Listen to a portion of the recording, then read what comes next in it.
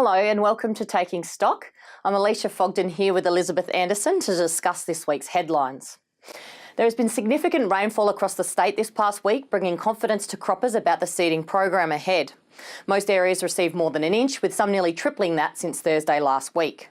But the Bureau of Meteorology is warning that while the traditional Anzac Day break was a nice surprise, there is still expected to be dry times ahead.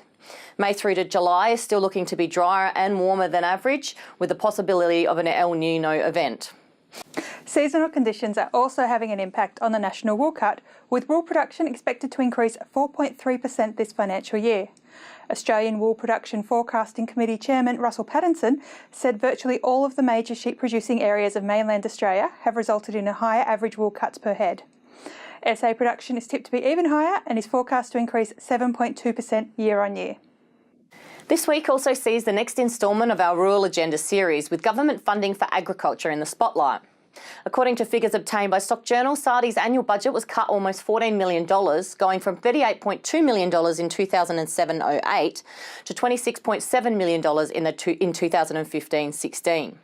The 2016-17 budget enjoyed a $6.6 million increase, but much of this was from asset sales back to Treasury. But there are also highlights within SA Ag research, such as the Loxton Research Centre and regional farming groups. Read our special 5-page report in this week's Stock Journal.